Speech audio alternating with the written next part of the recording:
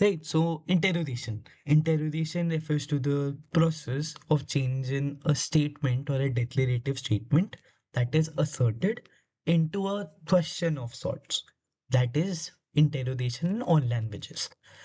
In this video, I'll tell you primarily how to approach this question of interrogation that comes in the board exam of 10th and also comes in the finals of ninth. This question comes in option with negation, right? So negation sometimes results to be very tricky in nature, but interrogation is quite straightforward. There are only some cases that if you remember, then you will never lose marks in interrogation. So let's quickly go over this, starting from the very basic. How to do interrogation, why to do interrogation, and specific types of interrogation that we are dealing with in this specific case of studying for the board. So, interrogation can be done in three ways in French grammar or English also in general. The first one of them being that interrogative questions can be found by raising our intonation. What does that mean? If I have a declarative statement, you are worthy. If I asked it in a form, you are worthy, then it appears to be a question.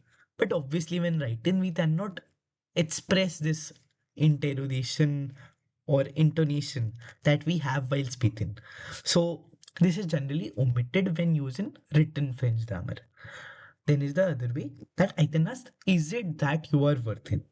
I add some words before the declarative statement that make it sound like I am asking the question. And it actually dramatically also becomes a question now. So in French, this group of words is referred to as et-ce. The last way and the most common way in day-to-day English language is we flip the order of the verb and the pronoun. So we change you are worthen, the declarative statement, into are you worthen, where the verb precedes the subject in this case. So let's recall that it's a third group of words is mostly used in the spoken language. After this, the sentence keeps its usual word order. Like you are worthen remains you are worthen. Once we have added this group of words, then no need to flip the verb order. So if we have sentence like I want to go with you, we then change it to it's a the job you venira vidva. So very easily, if this is given in the question, we can add just three words and we will easily get our answer. So what the board will ask us to do is they will give us a statement or an answer or a reply. Accordingly, we have to form questions to which the answer can be there. So that is why the question is called trouver la question. Make or frame the question. So, going over the rules of inverted word order once, that if we have a simple sentence structure which has a pronoun and a verb, so in the declarative form, the pronoun comes first or the subject comes first and then it is followed up by the verb. So Tio view ashite do popton changes to view tio ashite do popton. What happened? The verb basically came ahead of the subject, that is the pronoun in this case, or you. So you want to eat the popcorn changes to do you want to eat the popcorn? So when we have a noun as the subject instead of the pronoun, things change a little. The children go to the cinema changes to did the children go to the cinema, but written as did they go to the cinema? The children. The thing to note here in this case is else is added here. What is else? Else is them, the subject pronoun from the noun that was there. So the noun is not involved in the flipping of order that takes place. After the verb, the pronoun comes instead of the noun. The noun comes after the main clause added as a comma. So in general, we can always remember that if we have a noun and a verb, the verb comes, then the subject pronoun comes, and then the subject pronoun's actual noun comes that was there in the sentence. So interrogation in this form by flipping the word order cannot happen if we have a noun, and accordingly we have to use a subject pronoun for that. Generally, the subject pronoun is not given in the sentence. So when you see the noun, accordingly make it subject pronoun and then do the interrogation. Always remember, in French in general, French does not like to have two vowels together. So the two vowels are always having the T between them.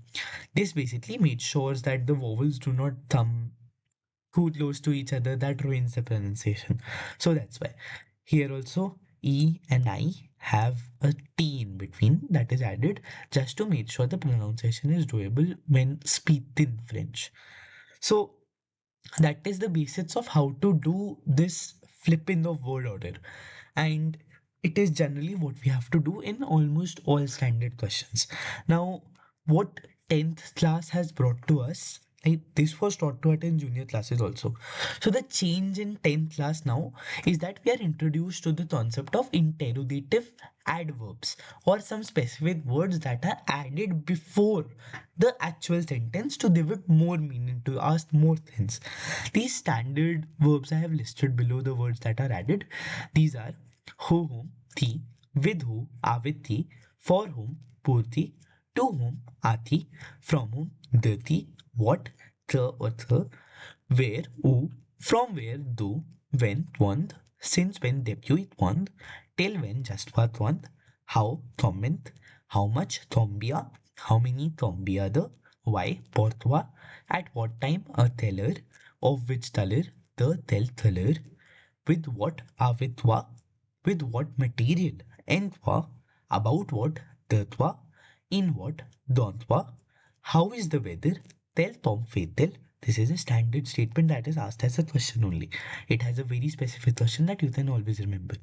What is this? This say. Who is this? The say. So in the question, these specific words are there and these words are retained as is. They are just moved to the starting of the sentence before the verb.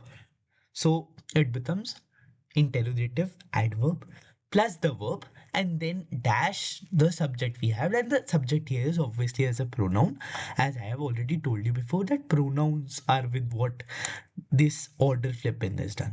So always this structure is followed. Now remember that when we are given replies and we have to form questions, if the replies are in first person, their respective questions would have been in second person. If someone is asking me something and I reply that I am doing this, they must have asked me, are you doing this? So when we generally think of conversation, we have to remember that answers in first person require a question in the second person of forming the sentence, obviously. And if someone is asked in a group of people what they are or you all are doing, and the group will reply in we are doing this. So the question to something that was answered with we must have been you all, and you all in French is vous. So je accordingly changes to tu and nous changes to vous. Always remember to fix the conjugation for the verb here because we are changing the subject, right?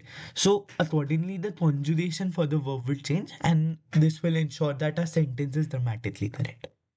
Now one very famous question in boards like to ask us is they underline the very subject that we have to do the interrogation with.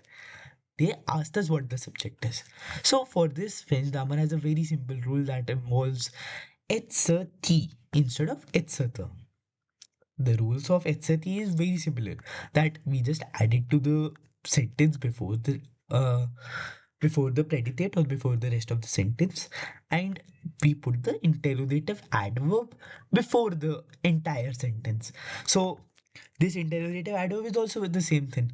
For person or whom, the first word I have here is the. So when there is a subject that is a person, we put the.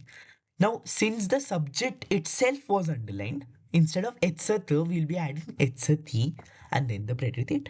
But if the subject was a thin, we add QUE, which abbreviates to QU apostrophe, then etc and then the predicate. Remember that the predicate part will always start with a verb because it is preceded by a theme, which is a pronoun-relative also. So in pronoun-relative, simply we have already understood that the is a connector that is used to join two sentences which have subject-object conjugation.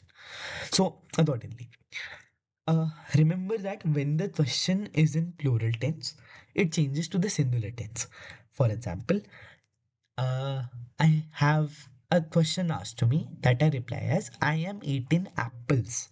I answered in the plural tense. But the question that someone must have asked me is what are you eating? So the question did not have this original information of the answer being plural. So accordingly, we omit such information. If the question you are given to in the examination or the answer that is in the plural tense, we have to change it to the singular tense because at the time of asking the question, this information of it being plural was not available to us. In the last very important category that students always and generally miss is that when the reason for something is unknown, we have to add this random something in the question by ourselves. Say the question was, why are you happy? I would have replied with, because I won the lottery. But if you are given my reply because I won the lottery, it is very hard to judge what the question was. And that is what happens in papers. That we are given reason for something because it's XYZ, pourquoi it's XYZ. But at the end of it, can you really make out what the question was just from this answer? No, because answers and replies are given with respect to context. So if you are given anything pourquoi XYZ that relates to happiness, the question then obviously be why are you happy? Pourquoi tu tant tant? And if it is in V form or plural form, why are you all happy? Pourquoi tu tant tant? If say there was because I lost the match, then it must be about sadness. So the question must have been why are you sad? Right? Now, pronouns are also sometimes used in the answer that we have provided. So, obviously, for those pronouns, we have to replace them and provide information in the question so that the context finally can have an answer with a pronoun in it. So, say answer as I am going there. Je vais. So, following the general rules, we will change je to tu and accordingly update the conjugation phase and we would do the verb inversion. But now there is this pronoun personal that was added y. Y is used to signify a specific place there. But when answering the question, we were aware what this place is. But when the question was being asked, we obviously did not know this. So, accordingly, we had to make sure that in the question, this context was provided onto what this specific place is. A pari must be added in the question. Are you going to Paris? Vatua pari. If there is I donated it, je l'ai donné. We then replace this le, which is a COD in this case, for a specific object that was asked in the question. We then add the object by ourselves. This object can be anything. This is just an example that I have given to Paris in this photo. But remember, since Donne has an extra E, the object we have in the original sentence must have been a feminine object. Only then this athod will have been added. So this photo, which is a female object, has been accordingly asked in the question we have. So that basically wraps up the entire topic. It is a very easy to topic in student. And once you have learned the list of the interrogative adverbs properly and done the rules properly of how to change these specific things and covered all the edge cases, interrogation will be very easy for you. That shall be all.